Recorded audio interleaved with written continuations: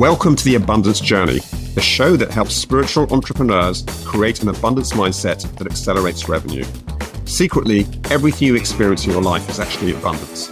Once you understand how to activate abundance, you find yourself in flow with your business and clients, so it's easy to create the revenue you want. The Abundance Journey is the only show that activates abundance for you, so you enjoy rapid results in your business.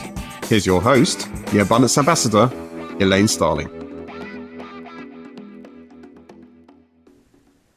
So how do you handle fear when it comes to call? Because I don't know about you, but I find fear really tends to sort of shut me down. I notice that when I'm afraid of something or I'm pushing myself and it's a really big challenge, it's scary for me, I start to spiral into self-doubt and worry. And is it going to be good enough? I find it really hard to be creative, to be innovative, to even enjoy the process. And that's honestly what it's all about. But being trapped in fear can just stop you cold. Well, Jacqueline Wales spent a lifetime living with fears that limited her thinking and created behaviors that ended in self-sabotage and bad choices. Sound familiar? Sure does to me. She recognized just how damaging this was, not just for her life, but for kids too, because our kids model what we do. And Jacqueline was strong enough to find a way out that completely transformed her life. Jacqueline became an author and a transformational guide and advisor. She shares her experiences to enable leaders to take greater ownership and authority of their chosen roles. Jacqueline's written 3 books, When the Crow Sings, which is a novel, The Fearless Factor, and The Fearless Factor at Work. Definitely worth reading, highly recommend it. She also created 2 online self-development programs called Transformational Strategies for Success and Break Through the Noise. It's no wonder I was so happy to get Jacqueline on the show today. Jacqueline, welcome. Well, it's nice to be here. Thank you very much, Elaine. Well, obviously, this is something we all have in common because fear is, to me, it's like the starting point. It's a reminder from the divine, okay, time for a growth spurt, time to get things rolling again. And I didn't always have that attitude. I didn't always have that perspective. What got you so passionate about helping people handle their fear? Well, probably most importantly is I lived a great deal of my own life in fear, and it started at a very early age, growing up in a family where dysfunction was with a capital D. And we had violence, we had emotional abuse, we had sexual abuse, we had a whole 9 yards in there.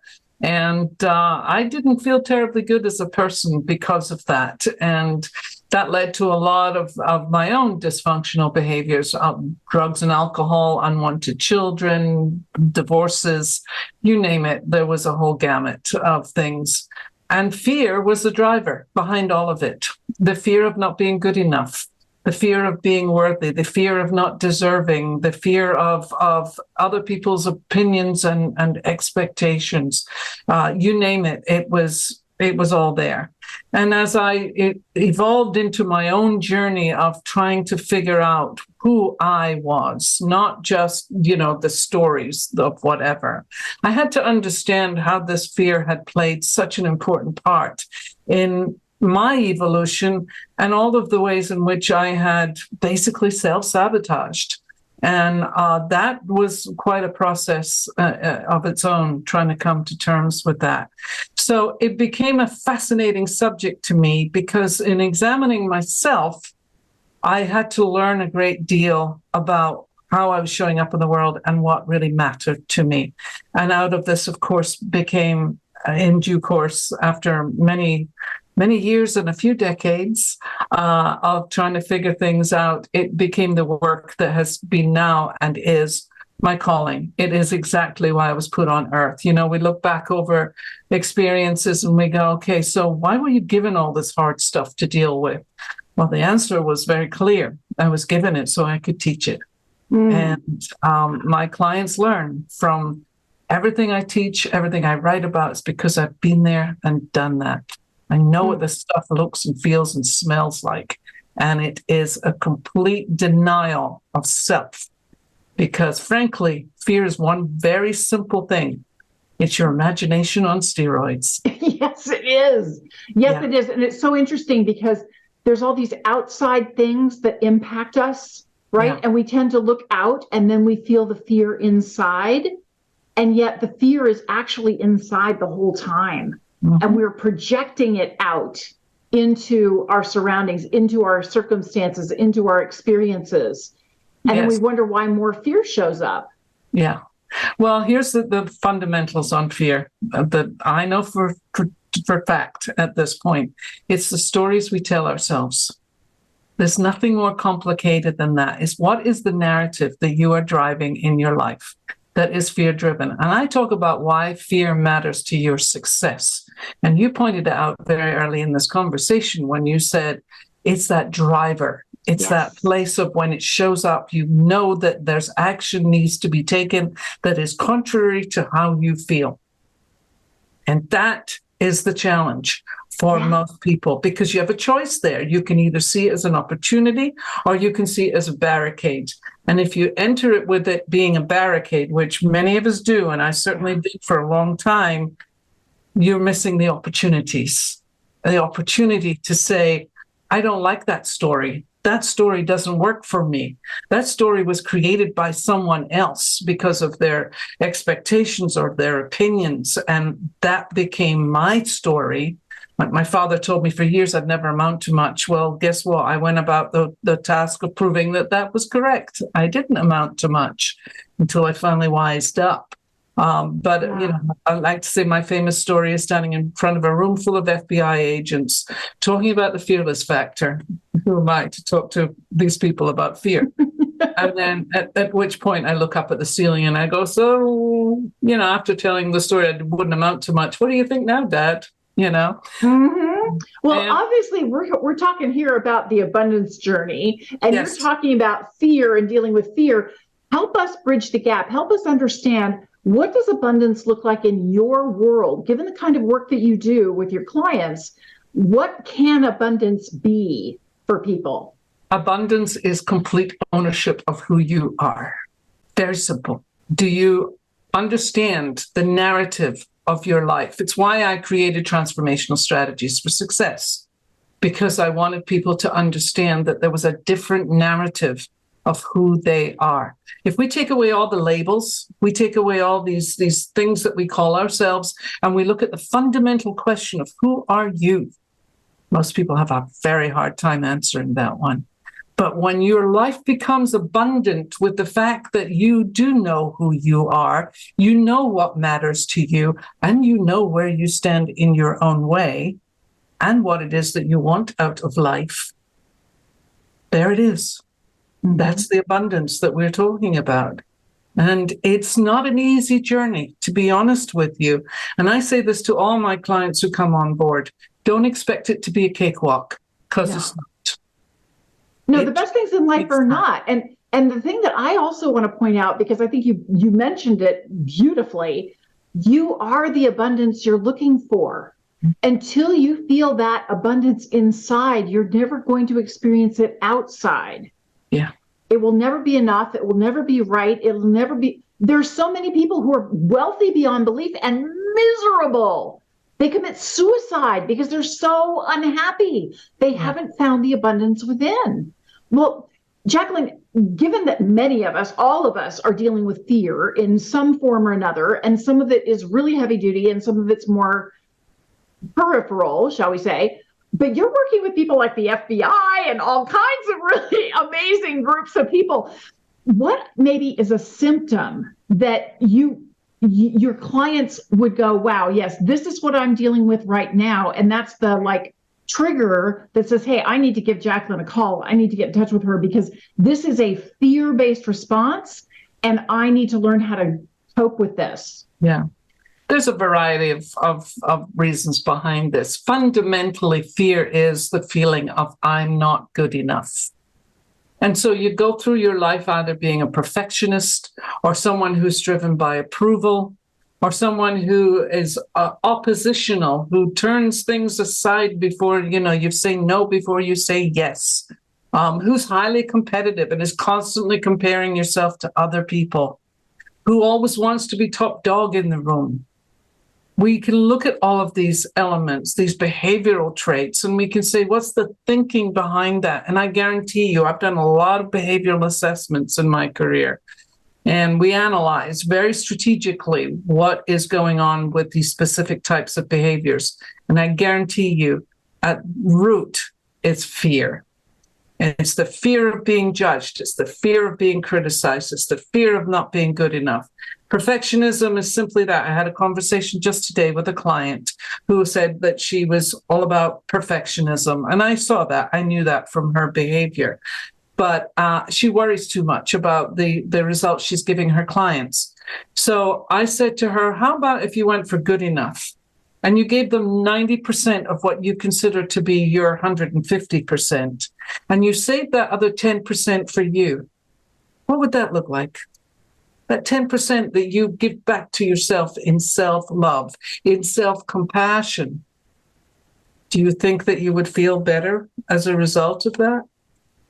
Oh, yes, absolutely. No question.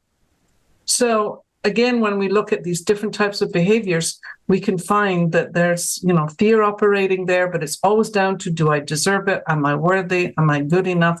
Am I lovable? There's another one that is fear-based. Can I be lovable?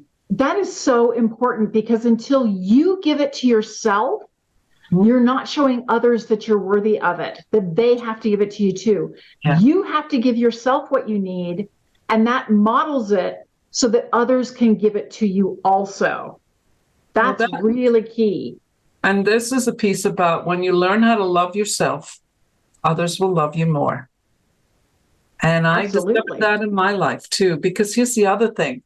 When you are unsure of yourself in relationships, intimacy suffers. Mm-hmm. It's hard to be intimate with someone when you don't trust. You don't trust yourself. And that's another aspect of fear. I don't trust myself, so therefore I don't trust other people. And if there's no trust involved, how can you maintain or create an abundant sense of self and an abundant life? And again, I know this one because I played it for years. It's an old tune and not your favorite one, is it? It is not my favorite tune. And I'm a professionally trained singer. So, it's like we got to be able to sing the right tune. Well, Jacqueline, one of the things that I've noticed, and we've talked a lot about how this is actually all internal, but every time we want something outside in our lives to change, it always requires an internal shift. Mm-hmm. What has to shift for your clients to get through that rough patch and onto the other side and have that transformation? What has to change? It's the very same thing that I had to change in my life. I had to be willing to receive. This is huge. Mm-hmm. Many of us who are wounded people are very generous. We give a lot. And we give a lot simply because we want to make sure that people know we're valued, that we have some validity for our existence. But the truth of the matter is that you can be generous to a fault with the giving, but if you're not open to receiving, then you're blocking the abundance from entering. And this I know firsthand. And I will share with you that even just recently, I had to go do some work on my own, receiving part. Because whilst I've been doing this work for years, I like to say, the change process is never finished until you're in that box going out the door. Then you're done. But right up until that point, there's always something that needs to be moved, because we all have these internal barriers. And most of the time, we're not conscious of them, because as you well know, the conscious mind is just it's a small part of our entire being. So if we think about what's happening on a cellular level, if your cellular level is full of roadblocks, then the abundance isn't going to show up. And you wonder why you're not getting enough clients, or you wonder why you can't find the right relationship, or you wonder why, life seems to be working against you. Well, you've got to really take a hard look at what that might be and get the help that you need, because frankly, none of this is possible on your own. You can do so much of it on your own, but the truth of the matter is none of us get to be a success without the help of other people. That is so true. You're just too close to yourself and you're so caught in your patterns. It's what you always do when you're in this situation. And so it's very difficult to break out without a helping hand and somebody who can give you that bigger perspective so that you see from a different vantage point what's happening and what your true choices are. Because when we're locked in that habit, it's really hard to realize, wait a minute, I could approach this totally differently. I have more resources available to me than I thought I had. And yeah, I can get through this. So thank you. That's really and powerful. you need a different framework. I mean, that's one of the reasons why I work with my clients so intensely. Is that we can talk about what's really going on, and how do you define that differently? How do you reframe it? And you can't do that. I mean, even with my program, Transformational Strategies and Break Through the Noise, a lot of it is online. It's self-development, but it's deeply immersive, deeply self-reflective. But they also need me to help guide them through the briar patch, if you like, because sometimes the work in there is very hard, and they have to face the demons in order to find the right answers. I'm very heavily question-oriented. That's my thing. So what I say is, people are looking for the answers. No, you're not. You're looking for the great questions that will unlock the answers, and that's what I do. But just that reframing piece, someone today was talking about life has been very rule-based, but they were rules set down by someone else, not by this individual. And I said, well, what does it look like when you break the rules? And she said, that's a hard one. But I'm starting to recognize it now by doing this program. And I said, well, that's terrific. So here's an exercise you can do for yourself. Every time you recognize a rule and you're ready to break that rule, do you have a bunch of plates in your garage that you don't use anymore? She said, yeah. I said, okay, so every time you break a rule, go out and break a plate. I love that. I love that. That sounds like a lot of fun. Absolutely. I mean, you might as well throw some fun into it. I'm going to break a rule, so I'm going to do something I don't normally do. Go out and break a plate. I love that. And what, you bring up a really important point also, Jacqueline, and it's not overt. So I want to just bring it to light here, because so often I think people sign up for a program, they start working with a mentor, and they think, well, I'm going to do this because that person has all the answers for me. And no, that person has a vision for you, and that person has a process. You have the answers. You actually have the answers inside you, and you're just looking at it so closely, you can't see the answers. And so having somebody help you get a different perspective on things allows you to uncover your own answers and discover your own power. You are powerful beyond imagining, and you're the one keeping yourself playing small. Yeah. Yeah. And I played small for years. People would say to me, you have such a big personality. And I'd go, yeah. And then why do you think you're so small? But a couple of people, even has said that to me. And I said, finally, when you do wake up, you're going like, hell yeah. I mean, I have to tell you, the pandemic was a great boost for me, because my business basically went away. I was working with a company who said, oh, no, we're closing the doors now to all the consultants. And I thought, well, that's interesting. So then I had to go and redefine once more what it is I was doing.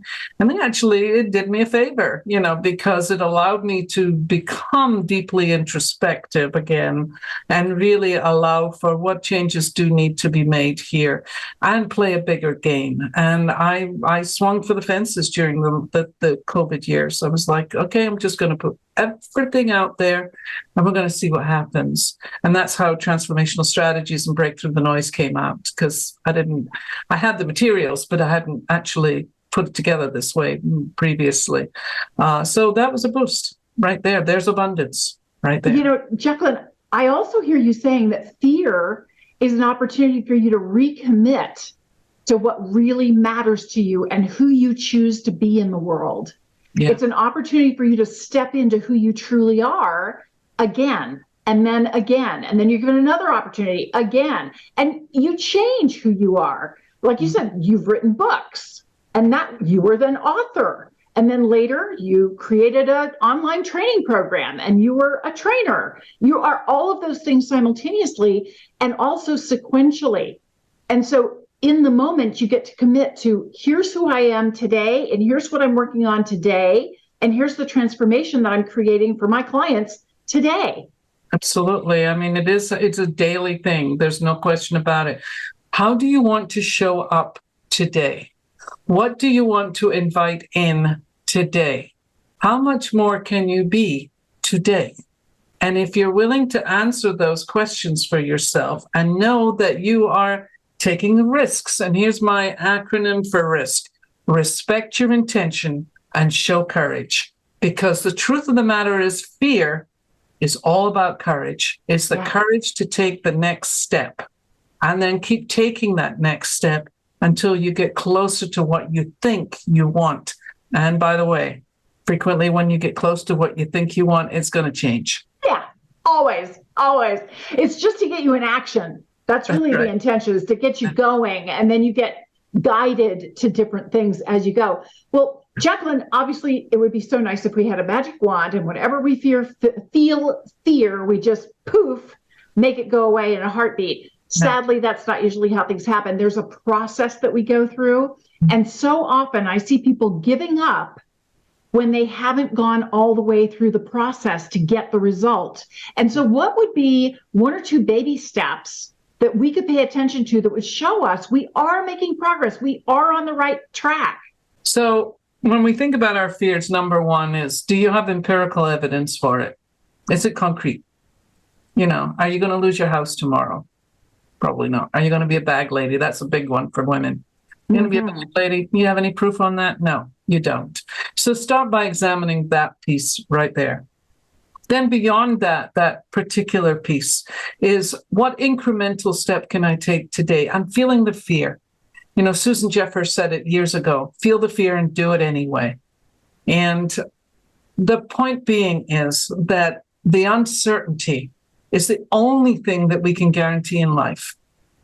It is. I mean, most people want to live their life in this safe, secure space. Everything's, on track. We know where things are at. Well, do something that makes you uncomfortable. Just today, do something, that just pushes that envelope a little bit more for you. So these are the two things. Empirical evidence, don't have it. Okay, so you're feeling the discomfort. Your stomach is kind of growling at you. Your head's going with alarm bells. La, la, la, la, la, la. Okay, do something that is uncomfortable, but you're going to do it anyway. And just see how it feels afterwards. Because I guarantee you, it's nowhere near as bad as you think it is. No, it's not. And one of the things I always ask my clients to do is take a timer and set the timer for 2 minutes, and then brainstorm a list of things you could do that take under an hour that would move you a little bit closer to your goal, and just brainstorm as fast as you can in 2 minutes, write them all down. And when the timer goes, stop, set it again for 1 minute, and then prioritize those different 1 hour tasks. So you have at least one that you can get started on, and then get started on it. And you will start to feel momentum build just because you're making progress on your tasks. You have more resources available to you than you realize. And until you shift your attention and start brainstorming, who could I call? What could I look up? What books are available? What courses are available? What mentors are available? All of a sudden, there's so many different resources that you can harness. Yes, exactly. So, I think one has to really, again, be gentle with oneself. And if you think your goal is too big for you, break it down. Yeah. What are the increments that can lead you forward to where it is you think you want to go? And you start talking about it, because here's the other side of this. It's not just up here. Start telling people, this is what I want to do. Now, if you need it, go get an accountability partner. Get someone who says to you, yeah, you said you wanted to do this. How are you doing with that? You want to make excuses for not doing what you say you want to do? You're going to back off of it because, to your point, you're just this close to achieving what you want to achieve. And because you didn't get the results in 3 months, because your abundance teacher told you that, you got to do this aphorism and this thing every day. And, 3 months, you'll have it set. Well, I've done that. And frankly, I've also found that it wasn't quite the 3 months because my time and the universe's time are two different things. It shows up. It's not in your time log many times. But then again, it can be. But it depends on how intentional you are in the energy that you're putting out there to make it happen. That is what I have discovered. Yeah, I think I'd like that to happen. Man, it's not enough. No. To be 100% in the game with it. Because if you're not, then it might take you a year instead of 3 months. Mm-hmm. But nevertheless, it's about that focus and the intention of what it is you wish to create. And then step into the fear and discomfort that is caused by change, because we all have to face that. I have no guarantees. I don't know if what I'm going to do is going to work out the way that I want it to work out. But I sure as hell I'm going to do all the work that's necessary to make it happen. Yes. And, and have some good guides and advisors along the way to help me do that. Because as I said, none of us gets where we want to go alone. The thing that I love about what you said, sorry to interrupt you there, but Jacqueline, what I also heard you say is your intention is very clear for you in how you're supporting your clients. Mm-hmm. And I find that fear is always about me. And when I can get out of my own way and I can focus instead on how am I serving my clients? What is their transformation? What are they afraid of? What do they need to accomplish? How can I support them? All of a sudden, the floodgates open and I can be present and excited and happy. When it's not all about me, it's actually about we. Yes. Yeah. The we part is very, very important. Again, it speaks to the idea that none of us came into the world alone. None of us can survive alone. We are all in relationship to someone or something throughout our entire life. And so that we conversation is absolutely right on. I mean, I remember a CEO conversation I had where he was all about me and what I was doing, not doing, blah, blah, blah. And then I stopped him at one point and I said, we're in a we conversation here. There are 9 executives sitting around this table. And I think that we need to change the focus a little bit. Well, he left the meeting 2 hours later and he was still in the me conversation. I took him aside and I said, you know what? You really need to work on your we.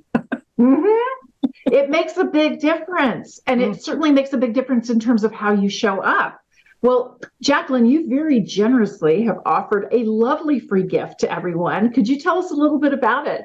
There is a PDF on my website called 3 Ways to Transform Your Fear. And it's about 4 or 5 pages long. And it's a process that I use with my clients that allows them to identify what fears are getting in your way and then start asking the questions that will take you into another realm where you can really start to hold those fears up to the light of day and find out that most of them are just the stories that you tell yourself.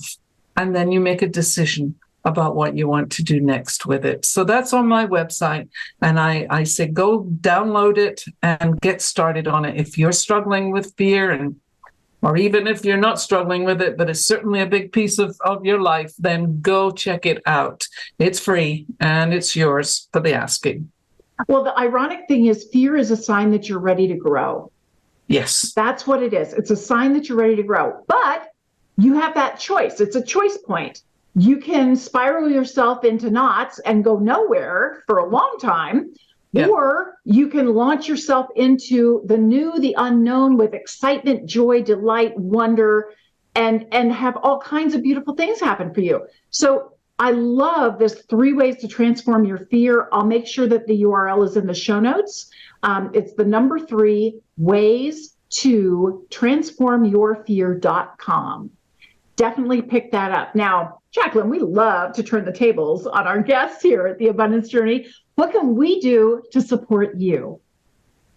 Well, I'm always, the energy is there and you are definitely putting it out. And for me, I'm growing my business this year and I'm planning on taking it way out there. And so, the abundance that I'm waiting for at this point, and it's starting to materialize, is that I want more great clients to work with. That's truly, for me, sets me up for great joy, because there's one thing I am truly devoted to is helping people change. I said a long time ago, my mission in life is to change the world one person at a time. So having the opportunity to help people do that, that's the greatest gift I could possibly ask for. That is wonderful. We'll see what we can do to help you. You've left me with quite a dilemma. I was trying to be surreptitious about it, but I took a whole page of notes on stuff that you said, because there was so much good stuff here. And now I have to pick just one to do the Activate Abundance process with. So yeah, thanks for making my life difficult. But thanks for an incredible conversation too, because this has really been amazing. Is there anything that you want to leave us with as a final thought? Just don't believe everything you think. I love that. Don't believe everything you think. It's not about what you hear. It's about what you think. Yes. Yeah. Yes. Thank you for that. I so appreciate you. Everybody stick around, because we're going to activate abundance in just a minute.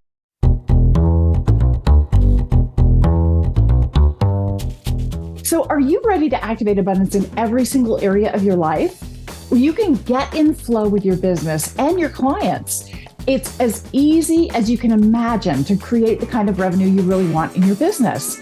You can join me for the Abundance Journey 6-week training and coaching program that help you turn your problems into prosperity. Just visit theabundancejourney.com to sign up for our next adventure. Wow. I just had my mind blown. Jacqueline really gets it. She understands how people are struggling with fear and what they need to break through that fear and move into this next phase of growth, because fear is truly a sign. It's like the starting gun. It's the beginning of the race. It's the trigger that lets you know it's time to start moving and grooving.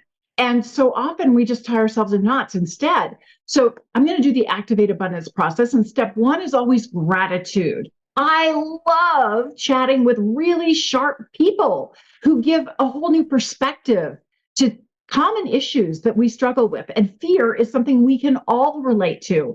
I certainly bump into fear every once in a while, and it's not a lot of fun. So how can we partner with fear in a new way that can really help us move into a higher level of growth much more quickly with a lot more fun? I love that idea.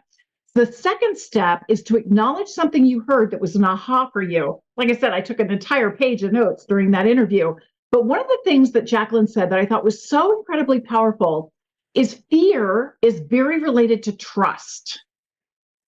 Fear is about trusting yourself. And I love that idea of trusting yourself. I'm going to digress just a little bit because I think this is important for you. There's a really interesting rule called the 10-80-10 rule. And I learned this in a book called The Survivor's Club. So the 10-80-10 rule says that when the stuff hits the fan, 10% of people are natural leaders. They quickly get an idea of a goal that they want to accomplish, the resources that are available, the skills of the team. They give out assignments and go, go, go. 10% of people are natural leaders. So when the fear happens, they put together a plan of action and off they go. 80% of people are followers. They have a plan. They don't know what to do, but they do know there's a leader somewhere, and they're on the lookout for a leader who's got a pretty good plan and has strategies, some different actions that they want implemented. And I can just follow that plan and I can get to the goal. So I don't have to have all the answers. I can be a follower. Cool beans. The final 10% of people are in such a state of emotional overwhelm and panic. They're caught in their fear. And it's like an undertow. In literal life or death situations, which is where they develop the 10-80-10 idea, you can put these 10% who are panicking into a lifeboat and they'll fall out and drown anyway because they just can't function. Well, the key thing that I want you to take away from the 10-80-10 rule, the next time you're tempted to panic, you never have to panic again, ever, ever. If you feel that fear start to kick in, immediately go, wait a minute, I can be a follower. I don't have to have all the answers. I just have to look for a leader who's got a good idea. And I can trust that I can follow the steps that this leader has. That's how I can build that trust in myself by following the steps and acknowledging that I'm making progress. So I really loved that idea that fear is all about trust. And do we trust ourselves to move forward, even though we're a little uncomfortable? Because fear does not have to be paralyzing. It could just be a little uncomfortable. So that's step 2, is acknowledge something you heard that was an aha. Step 3 is appreciate the difference it can make in your life. Because I never really made the connection between fear and not trusting myself. That was big for me. That was really big for me because I do trust myself in a lot of different things. And like I said, it's about recommitting to my intention. And especially when my intention is not just about me, it's about we. It's about me and the people I serve. And how can I contribute to help make a difference for them? They have to be receptive to it. I have to make the effort to contribute. And am I willing to do that? That's all this fear is asking me. Are you willing to step up and contribute and try to make a difference for people? That's important. That was step 3. Step 4 is to activate abundance. And we've got 2 options. We can either take out a calendar and schedule time to do it, or you can come up with an anchor. I like to tug my ear or make a little, cross my fingers or do an okay sign. There's lots of different things that you can do to make a trigger for yourself. So for me, every time I feel fear, I'm going to pat myself on the back because I need that reassurance. It's okay. I've got this. I don't have to have all the answers. I have to be willing to follow a process, and I have to be willing to contribute. I have to be willing to try to make a difference. That's all that's required. How cool. Boy, I feel much better just knowing that. That makes a big difference. Okay, step 5, celebrate your progress. This is what it looks like when it's working. Fear is just the starting gun. The sole purpose of fear is to get you in action and get you going and to remind you that this is an opportunity for you to grow and witness your growth. Celebrate your growth because you are brilliant. This is Elaine Starling. Thank you so much for joining me. I'll see you for the next Abundance Journey. You've been listening to the Abundance Journey Show with Elaine Starling. Visit theabundancejourney.com/podcast gifts to access today's gift, as well as gifts from our other guests. Tune in every week to activate abundance in your life and business.